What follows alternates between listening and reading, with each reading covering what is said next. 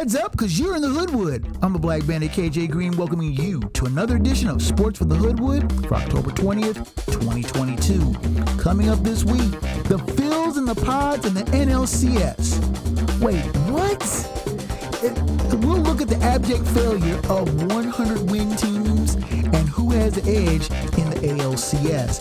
Does Dan Snyder have enough dirt to ruin the NFL? We'll take a look at the Week 7 NFL picks, Phat dap, head slap, and a buffet of sports takes, opinions, and commentary. It's a kind of a new look, but hey, new doesn't hurt anybody. It's Sports in the Hoodwood. Let's go.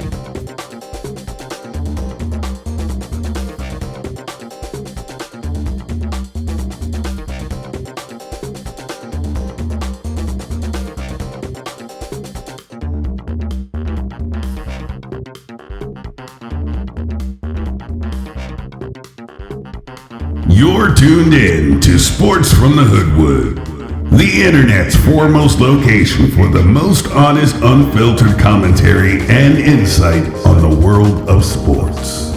Now, once again, here's Hoodwood's hometown hero, KJ Green. Greetings from the Hoodwood, where I'm trying to adjust things, make things look a little different, but still, the theme is good. Stuffy says it all. Mom's home, and I am ecstatic. This is everybody in the Hoodwood. I'm your man, KJ Green, welcoming you back to another exciting episode of Sports from the Hoodwood. And can things get any more bizarre than things have been in the National League in the playoffs? Things were supposed to be orderly. You had the Braves with 101 wins. You had the Dodgers with 111 wins. The Phillies and the Padres weren't even supposed to be here. But lo and behold, guess who's still left standing?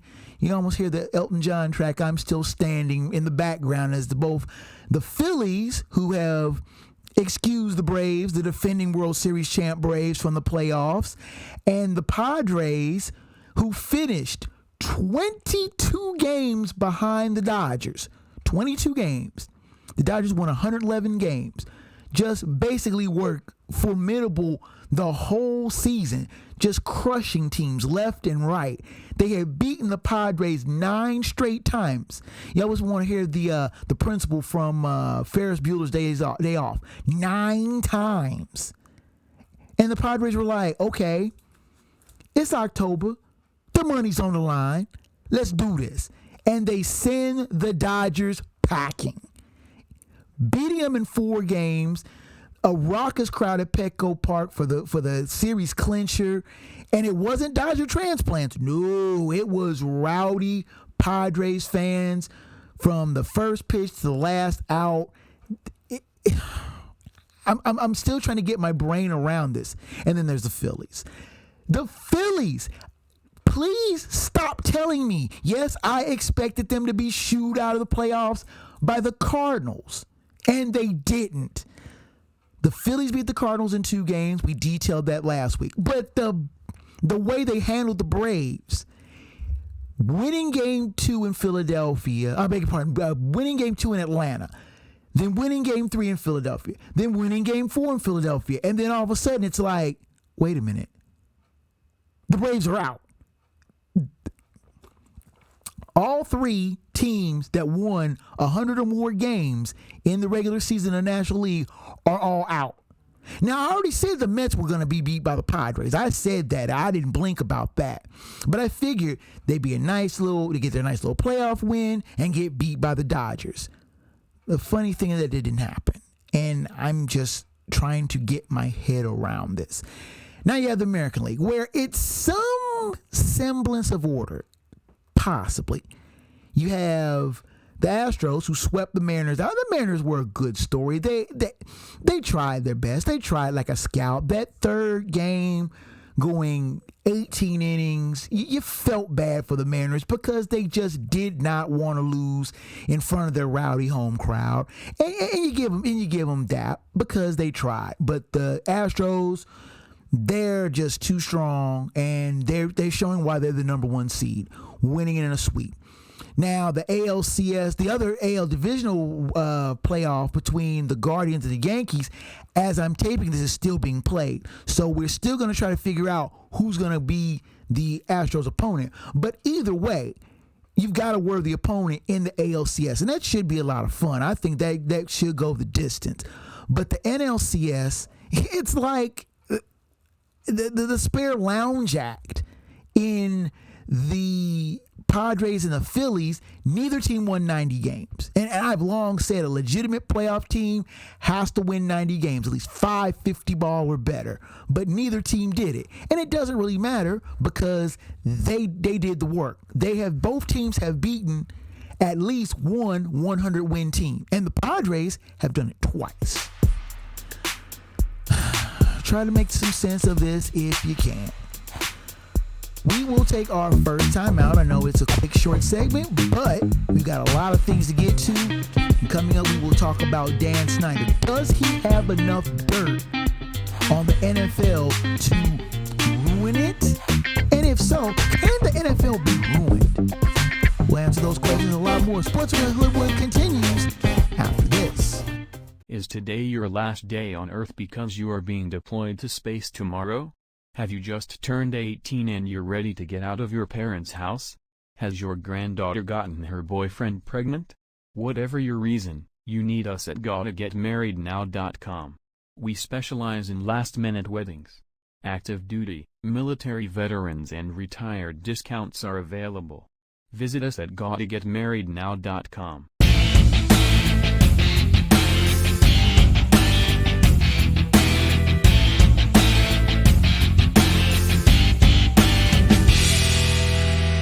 You are back in the Hoodwood. I'm KJ Green, and if things look a little different mic, different stuff, it's all in the details. I'll get to it in a little bit.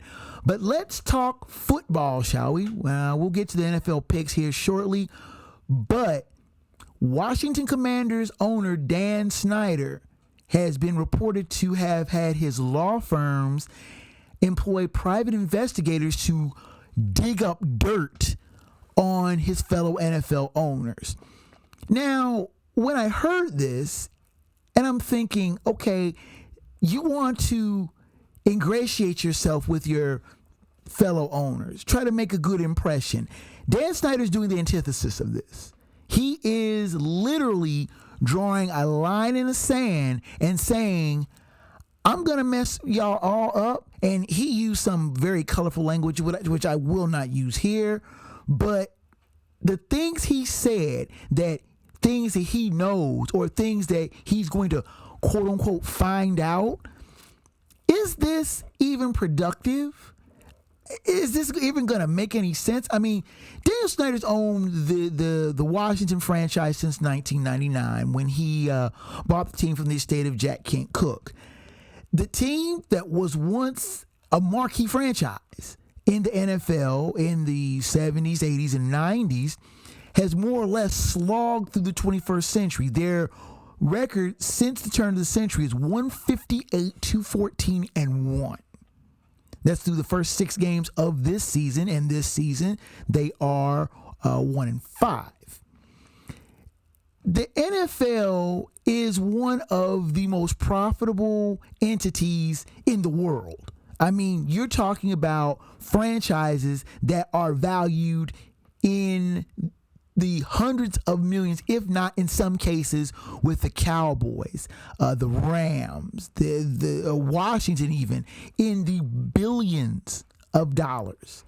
And Dan Snyder is threatening to turn all this on its head. What is the purpose here? I mean, you're literally trying to kill the golden goose, the thing that made you rich beyond your wildest dreams. And Daniel Snyder has money, lots of it. You're going to have lots of money to be able to buy an NFL franchise. This isn't something you can buy at Dollar Tree. But what kind of dirt is he trying to find? What is it going to be in the NFL that's going to hurt them so much that it's going to, quote unquote, ruin it? And then why are you trying to ruin an entity that is making money hand over fist for everybody that it's involved with. I mean, look at the networks. Amazon Prime paid billions of dollars to do Thursday night games. Just Thursday night games. Doing it streaming. CBS, NBC, Fox, ABC, ABC, ESPN, same entity. All four of those networks have a slice of the network of the NFL pie. All of those networks paid billions of dollars to be able to have that slice of that television pie, whether it's CBS doing doubleheaders or Fox doing doubleheaders, the Sunday night games on NBC or the Monday night games on ESPN, sometimes ABC, and the playoffs, not to mention the Super Bowl. This is bringing in just an obscene amount of cash. Does Daniel Snyder realize what he is messing with? Does he realize that if he ruins the NFL, he's going to ruin himself? Or I'm going to say necessarily ruin himself, but hurt his pocketbook in ways that he really doesn't realize. Not to mention the broadcasting, the advertising. We haven't even gotten into merchandising, ticket sales. Why are you wanting to hurt all that? What purpose does that serve? Someone please explain this to me. What is his end game? Is it because he thinks that the other NFL owners are bullying him? Daniel Snyder is not the most popular person in the room when it comes to the NFL. Other owners. The other 31 owners have said repeatedly that Daniel Snyder should give up the franchise.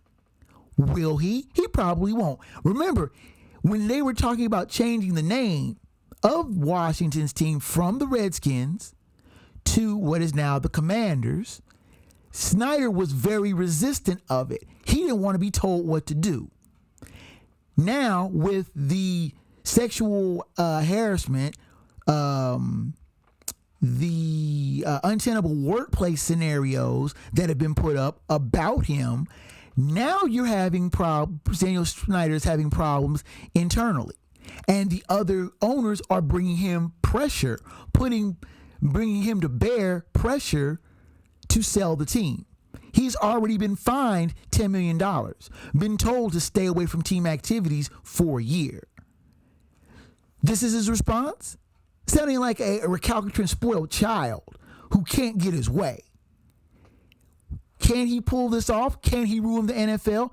I think the NFL is too big to quote-unquote fail. I think they're too big to ruin. Could it damage them PR-wise?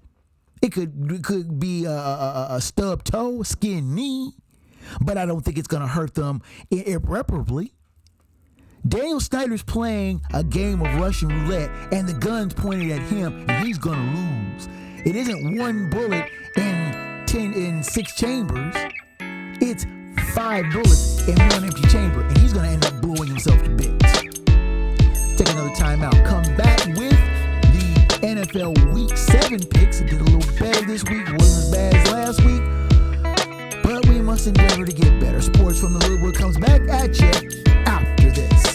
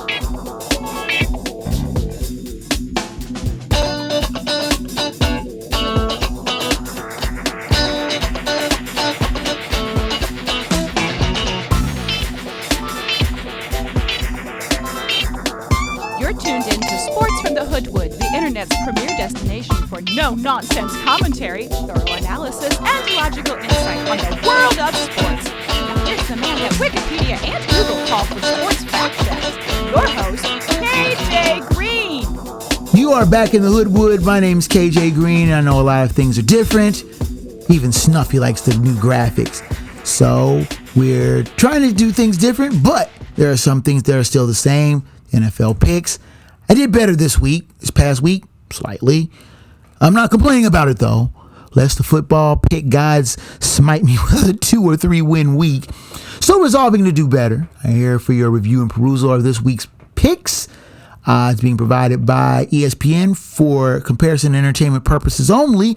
I say that because I'm too broke to even think about paying your bookies if you bet these lines and lose. And for the games being shown in your area, 506sports.com has an excellent coverage map of games being played. Check them out if you dare. I do every week. And do keep in mind that the Vikings, Eagles, Rams, and Bills are on their bye this week. Let's start out with the Thursday night game, shall we? The 2-4 Saints taking on the 2-4 Cardinals. Game being played at State Farm Stadium in Glendale, Arizona. 8:15 kickoff on Amazon Prime. The Cardinals are 2-point favorites. Last week, the Saints lost to the Bengals 30-26, while the Cardinals lost to the Seahawks 19-9. A fairly pedestrian matchup, if you will, to start the week. The Saints gave up a bushel of points last week, and now they have to try to contain Kyler Murray. Good luck. And he is overdue for a breakout game. Now, the Cards' offense is leaning toward the suspect category, and I'm worried about picking them. But the Saints have a very leaky defense and a tendency to fall apart late in games. Last week's game against the Bengals, a prime example. Now, I've had the worst luck in picking Thursday night games, and this is a coin toss game, so I'm probably going to be wrong on this, but that's what I do. The pick here is Arizona. Next up on the docket, let's get to the Sunday games. This is a Fox doubleheader week. We will start off with the 3-3 Falcons taking on the 3-3 Bengals at Paycor Stadium in Cincinnati. 1 o'clock kickoff on Fox. The Bengals are 6-point favorites. Last week, the Falcons defeated the 49ers 28-14, while the Bengals defeated the Saints 30-26. Now, the Bengals may very well have saved their season when Jamar Chase shook a Saints defender and sprinted down the sidelines for a touchdown in New Orleans late last week, helping the Bengals outgun the Saints. Now, they returned home after an extended home absence. They haven't been home in almost a month to host uneven Falcons, who ran roughshod in a surprise win over the 49ers. Neither one of these teams are particularly trustworthy, to be honest, and I don't think the Falcons' secondary can contain the Bengals' dynamic offense. The pick here is Cincinnati. Next on the docket, we have the 1-4 Lions at the 4-2 Cowboys. Game being played at AT&T Stadium in Arlington, Texas. 1 p.m. kickoff on CBS. That is correct. I checked. That is a CBS game. The Cowboys are 7-point favorites, by the way. The last week, the Lions were on their bye, while the Cowboys lost to the Eagles 26-17. Now, the Pokes dug themselves a fairly sizable hole last Sunday night, and despite a decent rally, trailed the whole game. Now, they return home to face the Sad Sack Lions, who are coming off a bye week after getting absolutely waxed by the Patriots on the road.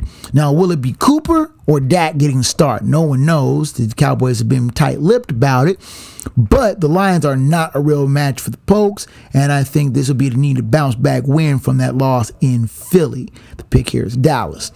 Next on the docket, we have the 3-2-1 Colts taking on the 3-2 Titans. Game being played at Nissan Stadium in Nashville. 1 p.m. kickoff on CBS. The Titans are 3-point favorites. Last week, the Colts defeated the Jaguars 34-27, while the Titans were on their bye. Holy production, Batman. The Colts have an offense. They were outgunning the Jags with a dramatic late touchdown to former Bearcat Alec Pierce to steal the win. Now they head down south to face another divisional foe that narrowly beat them 3 weeks ago. The Titans, while no means a juggernaut, are tough to face at home. I really don't trust the Colts as far as I can throw them. and I don't think they can keep up the consistent play. The pick here is Tennessee. Next on the docket, we have the 3-3 Packers taking on the 2-4 Commanders. Game being played at FedEx Field in Landover, Maryland. 1 p.m. kickoff on Fox.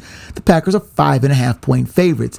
Last week, the Packers lost to the Jets 27-10, while the Commanders lost to the Bears 12-7. I'm not sure who's the bigger sad sack here, to be perfectly honest. The Packers got humiliated on the frozen tundra by the Jets. The Jets, for crying out loud. While the Commanders sleptwalked through a snoozer in Chicago, but managed to get the win. Now, the questions surrounding the Packers are getting more and more and more numerous on both sides of the ball, and there aren't any real answers. That said, the Packers are still the better team, and the Commanders, further weakened by the loss of Carson Wentz, are in no shape to give them a real fight. The pick here is Green Bay. Next on the docket, we have the 5-1 5-1 Giants. I almost said Jaguars. The Jaguars aren't 5-1; they're 2-4. They host a game at TIAA Bank Field in Jacksonville. 1 p.m. kickoff on Fox. The Jaguars are 3-point favorites. Last week, the Giants defeated the Ravens 24-20, while the Jags lost to the Colts 31-20. I beg your pardon, 34-27, not 31-27, 34-27. I'll get this right sooner or later, folks. I think it's time. It is time to finally give the G-men their proper dap. They are the real surprise of this season. You keep waiting for them to make their usual mistakes and fall on their face, but they don't, and they pull out wins they usually in years past that they never would have been able to. Now, I'm no Danny Dimes fan by any stretch of the imagination, but his steady managerial play has won. While it hasn't won games, it certainly hasn't lost them. It's kept them in most of them. Now, they travel to Duval County to face a crumbling Jags team that keep finding ways to lose winnable games. And the Giants, they're looking like a mirror image of how the Giants used to be last year and the year before. If the G-Men keep bringing up wins like they've been doing lately, Brian Daboll is going to be Coach of the Year. Book it. This will be... try that again. Cut that out. I think that the good times continue for the G-Men, to be perfectly honest, and I'm really puzzled to why they're even underdogs on the road. I think they'll pull out an easy win. The pick here is the New York Giants. Next on the docket, we have the 3-3 Buccaneers taking on the 1-5 Panthers at Bank of America Stadium in Charlotte. 1 p.m. kickoff on Fox. The Bucs are 10.5-point favorites. Last week, the Buccaneers lost to the Steelers 20-18, while the Panthers lost to the Rams 24-10. The Bucs dropped what was a winnable game, period. They should have won that game, and I'm kind of annoyed that they played the way they did.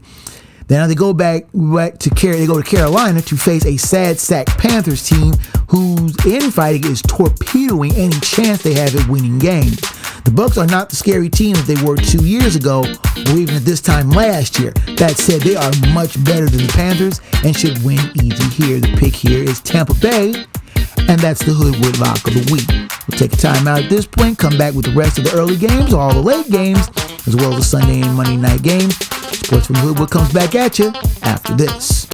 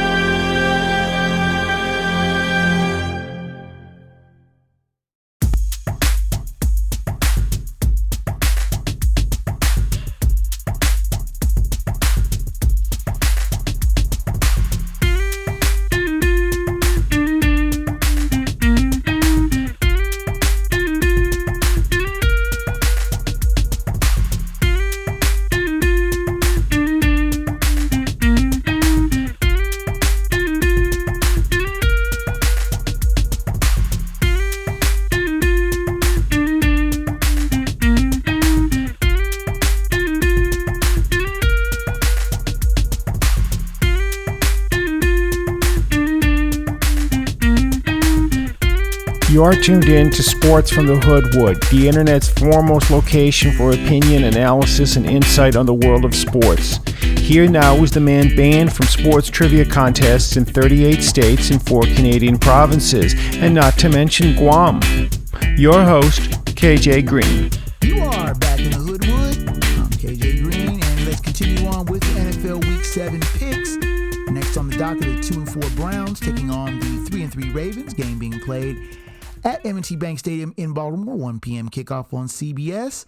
The Ravens are 6.5-point favorites. Last week, the Browns lost to the Patriots 38-15, while the Ravens lost to the Giants 24-20. See, I told you that sooner or later the Browns would realize that they're the Browns and get their backs blown out a few times. Witness the game against New England. They were humiliated by the Pats last week and now face an uneven Ravens team that fell apart late against the Giants in Gotham. I'm smelling a big bounce back from Lamar Jackson. I hope he doesn't make me look like the fool. Is that me? Or no, that's just the stench of the Browns defense.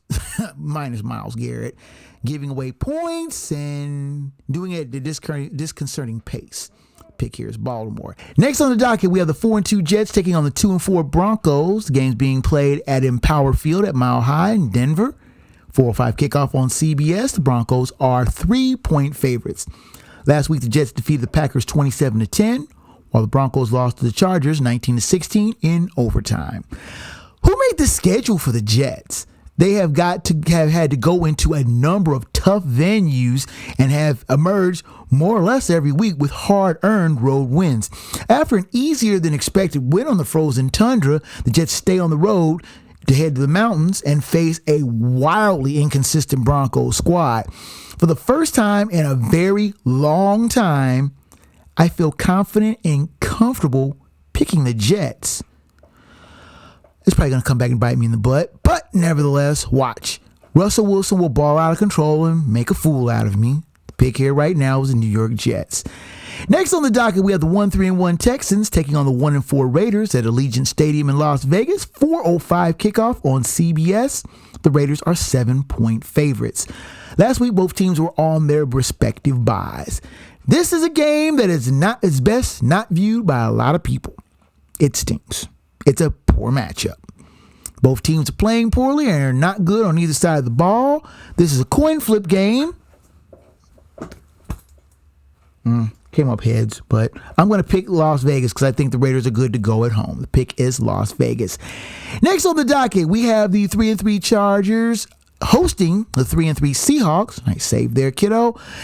The game's being played at SoFi Stadium in Inglewood. 4:25 kickoff on Fox. The Chargers are 7-point favorites. Last week, the Seahawks defeated the Cardinals 19-9, while the Chargers defeated the Broncos 19-16 in overtime. Seahawks won a grimy game against the Cardinals and are heading down the West Coast for a game to face their old divisional rivals in the Chargers. A grimy game by either team will not get the job done. I'm looking for Justin Herbert to continue having an excellent season, and a solid passing game that has made his job a lot much easier with the reemergence of Austin Eckler. Though Kenneth Walker may be establishing himself as a decent running option, the loss of Rashad Penny does hurt the Seahawks. And Geno Smith, I'm still waiting for him to really have another prove-it game for me to really count on him to being an excellent quarterback. I just don't think that their offense is enough to offset a suspect Seahawks defense. The pick here is the Los Angeles Chargers. Next on the docket, we have the 4-2 Chiefs taking on the 3-3 Niners. Game being played at Levi Stadium in Santa Clara, California. 4:25 kickoff on Fox. The Chiefs are 3-point favorites. Last week, the Chiefs lost to the Bills 24-20, while the Falcons defeated the 49ers 28-14. Now, this is an interesting late-day matchup on tap here. The Chiefs lost a taut duel with the Bills at Arrowhead and head west to face the Niners, who took an unexpected pratfall in the ATL from the Falcons. Now, the Niners defense will present an excellent challenge to Patrick Mahomes, who is utilizing his receivers much more effectively, as well as getting Travis Kelce the ball on a much more regular basis. Meanwhile, just when you think you can start to think that Jimmy G is going to be a G, he has one of those games. I can't see the Chiefs dropping back-to-back games. Pick here is Kansas City. The Sunday nighter is the 2-4 Steelers taking on the 3-3 Dolphins at Hard Rock Stadium in Miami Gardens, Florida. 8:20 kickoff on NBC. The Dolphins are 7-point favorites. Last week, the Steelers defeated the Buccaneers 20-18, while the Dolphins lost to the Vikings 24-16. Now, when the schedule was drawn up, this looked like an intriguing matchup. Now it looks like a game that could and should be flexed out. Now, the Steelers won a gritty, grimy game against the Bucs, but still have a lot of questions at their quarterback spot. They don't know if Kenny Pickett's going to return or if Mitch Trubisky, will have the next start. The Dolphins have quarterback issues of their own. Will Tua Tagovailoa be back in the quarterback spot for the Dolphins, or will Teddy Bridgewater have to start one more game? The defense for the Dolphins does play decent and can play and keep them in games, but their offense plays scattershot at times. I don't trust either quarterback for the Steelers, by the way. But if Tua Tagovailoa starts for the Fins, I think they have a much better shot at winning. The pick here is Miami. Finally, the Monday night game is the 2-4 Bears at the 3-3 Patriots. Game being played at Gillette Stadium in Foxborough. The game is at 8:15 on ESPN. The Patriots are 7.5-point favorites. Last week, the Bears lost to the Commanders 12-7, while the Patriots defeated the Browns 38-15. How do the Bears keep getting on prime time? Somebody? Anybody? Please tell me. After an extended time off, they were the first team to play last week, and they're the last team to play this week. Go figure. They'll stay on prime time with a date against the improving Pats, who look more like themselves with the blowout of the stumbling, bumbling Browns. Has Bailey Zappi, or is it Zapp, or is it Zappy? I can never pronounce that boy's name. Has he shown himself to be the long-term answer for the Pats as opposed to Mac Jones? Maybe. But the Pats are continuing to gel at the right time, and they should get the win at home. The pick is New England, and there you have it. Last week, it's 9-5 with the lock and upset both correct. Overall, I'm 51-42-1 with both my locks and upsets at 4-2.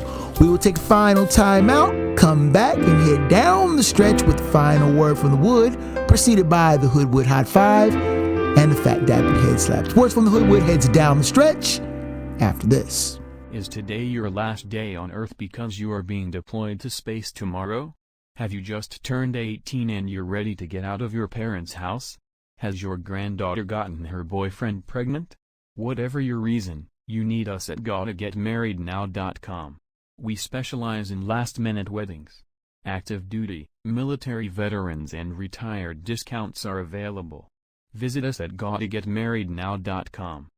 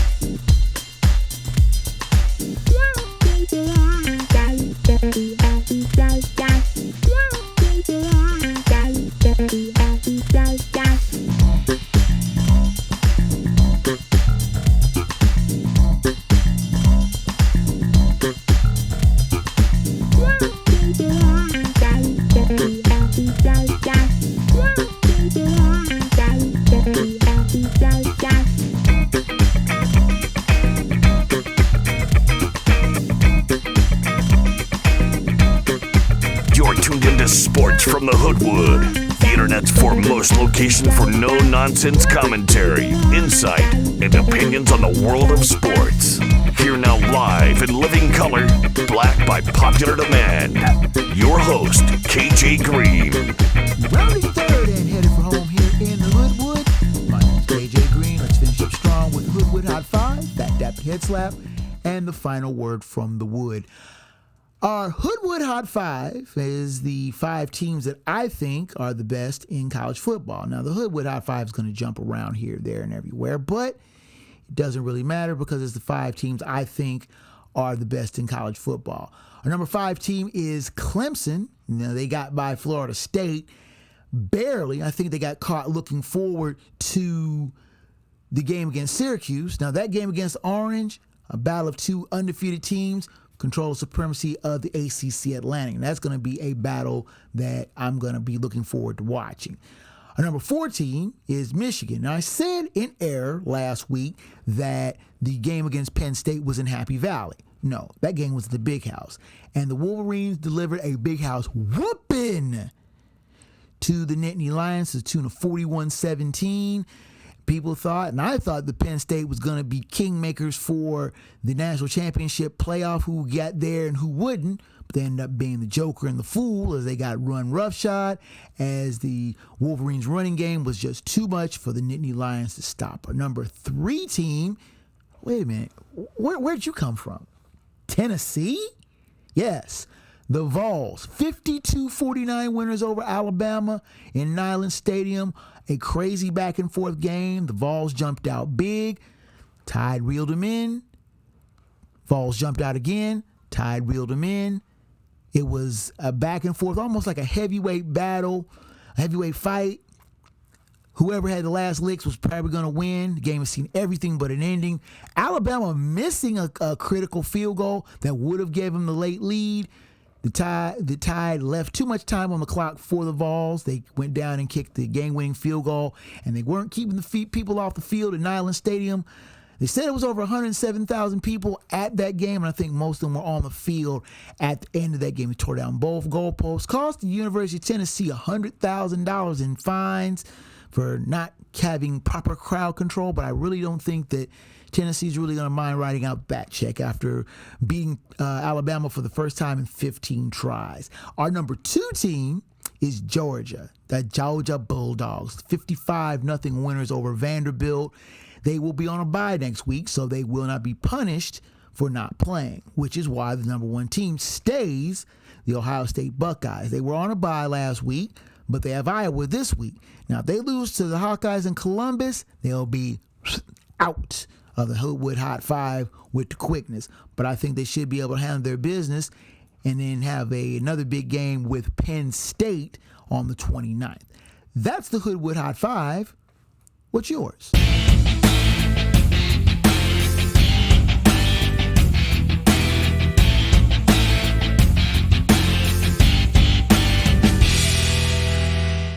And now, without much further ado, no, we're not going to the final word just yet. Before that, we have the Phat, Dap, and Head Slap.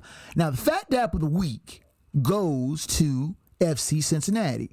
Now, wait a minute. Didn't I give them Phat, Dap last week? Yes, it's my show. Leave me alone. I'll do as I please. FC Cincinnati, the MLS soccer team, making its first entrance into the playoff, and they make it an inauspicious one. Is it inauspicious or is it auspicious? I don't know. Either way, they made a splash, beating the New York Red Bulls in Red Bull Arena 2-1 in a thrilling match that a lot of FCC fans, including yours truly, was on the edge of their seats for 12 minutes of stoppage time. Are you kidding me? I'm sitting there like this. I was literally scared that the Red Bulls were going to hit the equalizer and it was going to end up in overtime or penalty kicks. It was harrowing. But FCC hung on for the win, and now they will play in the conference semifinals against Philadelphia on Thursday, which will be about the same time that you'll be seeing this video. The head slap of the week go to those very same New York Red Bulls. Now, I'm not dogging the team. They played a decent game, but how are you going to make the playoffs and not even fill your arena to 2/3 capacity. Only 17,113 showed up on a beautiful Saturday in Gotham to watch the Red Bulls lose in a 25,000 seat capacity stadium. Now, I can guarantee you, had that game been at TQL Stadium in Cincinnati for a playoff game, the first ever MLS playoff game in Cincinnati, that place would have been filled to the brim. Head slap to the New York Red Bull fans, such that they are. I know their team has been escorted out of the playoffs, but come on, y'all could have represented a little better than that. And now, without much further ado, let's go to the final word from the Wood.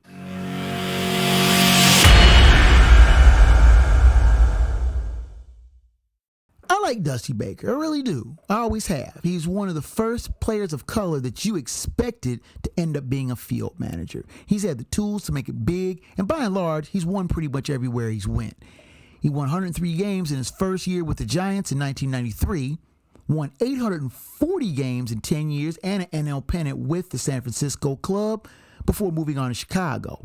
He guided the Cubs to their first series win since 1908, and after 4 years there, he went to Cincinnati and guided them to 2 divisional titles and 3 playoff appearances. He did the same in Washington with a pair of divisional titles before retiring.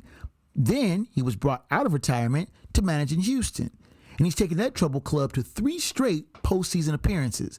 Now, Baker has over 2,000 managerial wins. He's the 12th manager and the first manager of color to win 2,000 games. He's the first manager in Major League history to lead 5 different teams to division titles. And he's the 9th manager to win an AL and an NL pennant. There's one thing that is missing from his resume and will make him a surefire Hall of Fame candidate: a World Series title.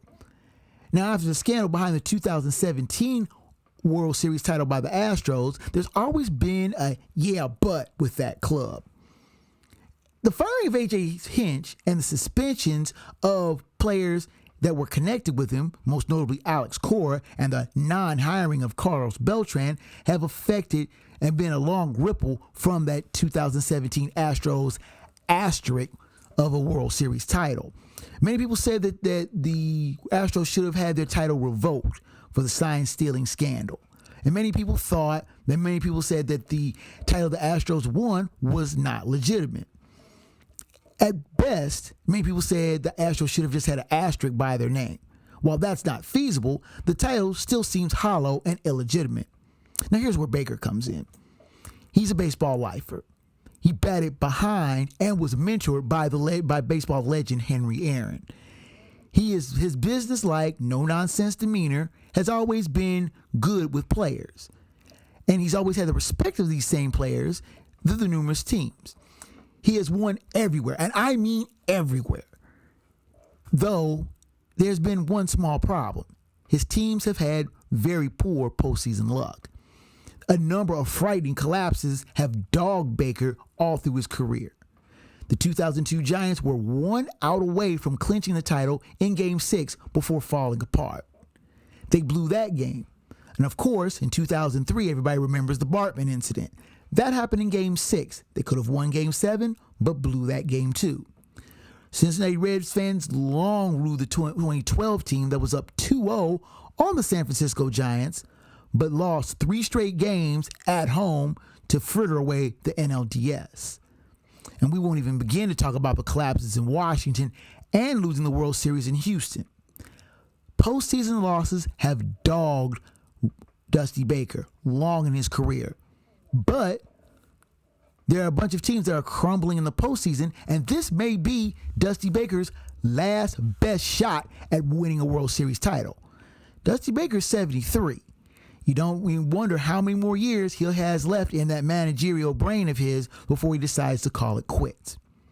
I think this is his best shot, and if the Astros win the World Series this time, it'll be very legitimate and very celebrated, as Dusty Baker finally catches the elusive ring that he's been chasing for so long.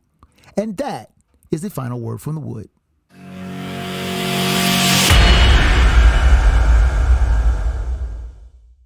With the music coming up in the background, you know that means your time in the Hoodwood is just about done, and I thank you so much for your visit this week. If you want to send me an email, I have A new email address, as I detailed earlier, kjgreen@sportsfromthehoodwood.com. Questions, comments, show topic ideas, and yes, criticism. I welcome your emails and your correspondence, and I will try to get back to you in a timely manner. Now, the show can be seen on a number of venues. Video with YouTube and Facebook, as well as the Sports from the Hoodwood website, where I have an archive of previous shows. You can also catch the audio version of this podcast on Spotify, Amazon Music, Stitcher, iMusic. If you don't have it on your favorite podcast provider, ask for it. We'll try to get to you. It's on a number of great podcast providers. Look for us. We'll be there. Also, I'm on Twitter, KJGreen20 and KJGreenBB. As well as you can send me a tweet, and I'll hit you back as quickly as possible. I'm also still on Facebook, though, Black Bandit Productions Enterprises, which also has a show archive as well. Special thanks to Rage Pictures for their immense help in making the show even better. And, of course, for all the staff here at Black Bandit Productions Enterprises, I can say that correctly. All the staff at Black Bandit Productions Enterprises who help produce the show as well. For my man Snuffy in the background, I should say the pup Snuffy in the background. Until next time, fellow sports fans, I'm KJ Green. 30. Sports from the Hoodwood is a Black Bandit Productions and Enterprises presentation of a 551 audio and films production.